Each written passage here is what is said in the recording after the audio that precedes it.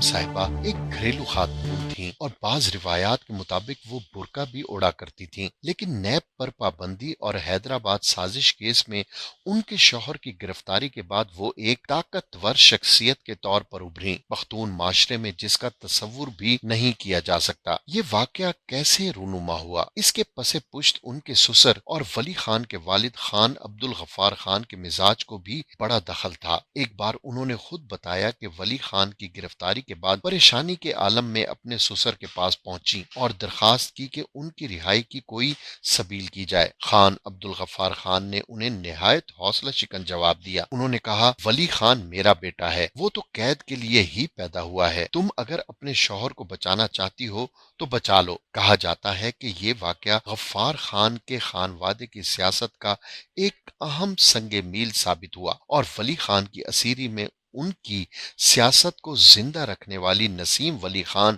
اور خان عبدالغفار خان کے انداز فکر کے درمیان ایک واضح خط امتیاز کھنچ گیا اور نسیم ولی کی فکر کا دھارا مختلف زاویے پر بہنے لگا، جس کا اندازہ ان واقعات کے بعد بھی کئی دفعہ ہوا۔ اس سلسلے میں بیگم صاحبہ کے ایک جملے کا حوالہ دیا جاتا ہے جو ان کی سیاست کی وضاحت کرتا ہے۔ یہ ولی خان کے انتقال کے بعد کی بات ہے، جب انتخابات میں ٹکٹوں کی الاٹمنٹ کے موقع پر کسی نے کہا کہ باچا خان بابا ہوتے تو اس موقع پر فلاں کو ٹکٹ دیتے۔ اس موقع پر بیگم صاحبہ نے کہا کہ وہ زمانہ بیت گیا، موجودہ زمانے میں یہ دیکھا جاتا ہے کہ آپ کی پارلیمانی طاقت کتنی ہے۔ خان عبدالغفار خان سے مایوس ہو کر بیگم صاحبہ خفیہ طور پر کابل پہنچی، جہاں ان دنوں اجمل خٹک مقیم تھے۔ اجمل خٹک نے ایک بار بتایا کہ کابل میں انہیں کسی نے خبر دی کہ انہیں کوئی عورت ملنے کے لیے آئی ہے۔ وہ فوراً باہر آئے تو دیکھا کہ ایک عورت ہے جس کی اوڑھنی اور جوتے پھٹے ہوئے ہیں، یعنی ان کی حالت ایسی تھی کہ انہیں بھی پہچاننے میں دشواری ہوئی۔ اجمل خٹک نے انہیں حوصلہ دیا۔ بیگم صاحبہ کا یہ دورہ کابل پاکستانی تاریخ میں کئی اعتبار سے یادگار اور اہم رہا۔ نسیم ولی خان کو اعتماد حاصل ہوا کہ وہ کوئی سیاسی کردار ادا کر سکتی ہیں۔ اس کے علاوہ اجمل خٹک کے ذریعے ان کے روابط اہم سیاسی شخصیات سے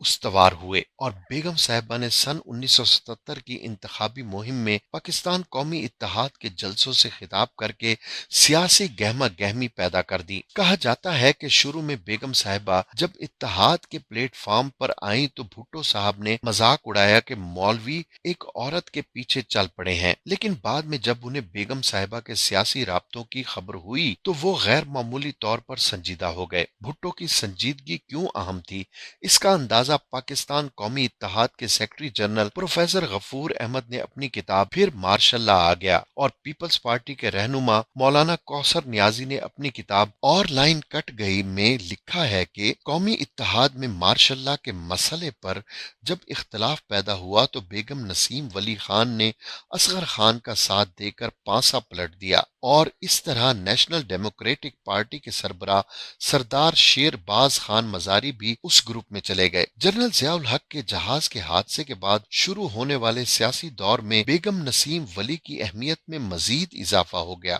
اور وہ اے این پی میں بھی فیصلہ کن پوزیشن میں آ گئیں۔ پارٹی سیاست میں وہ اپنے بھائی اعظم خان ہوتی کی طرفداری کیا کرتی تھیں۔ اجمل خٹک کو یہ بات پسند نہ تھی، اس وجہ سے پارٹی میں شدید کشیدگی پیدا ہو گئی۔ اس مرحلے پر بیگم صاحبہ کی سیاسی بصیرت ہی بروئے کار آئی اور ان کی تجویز پر اجمل خٹک کو اے این پی کا سربراہ منتخب کر کے بحران کو ٹالا گیا۔ بعد میں جب جنرل مشرف نے اقتدار پر قبضہ کیا اور اعظم خان ہوتی کی گرفتاری عمل میں آئی تو بیگم صاحبہ کے خیال میں اس کے پس پشت بھی اجمل خٹک ہی تھے۔ اپنے کثیر جہتی متنازع یا غیر متنازع سیاسی کردار کے باوجود بیگم نسیم ولی خان کی شخصیت کے کئی ایسے پہلو ہیں جس کے باعث قومی سیاست میں انہیں تا دیر یاد رکھا جائے گا۔ ان میں ایک یہ ہے کہ سابق صوبہ سرحد اور موجودہ خیبر پختونخوا میں وہ پہلی خاتون ہیں جو عام انتخابات 1977 میں صوبائی اسمبلی کی رکن منتخب ہوئیں اور بانی پاکستان کی بہن محترمہ فاطمہ جناح کے بعد بھی وہی پہلی خاتون ہیں جنہوں نے قومی سیاست میں ہنگامہ خیز کردار ادا کیا۔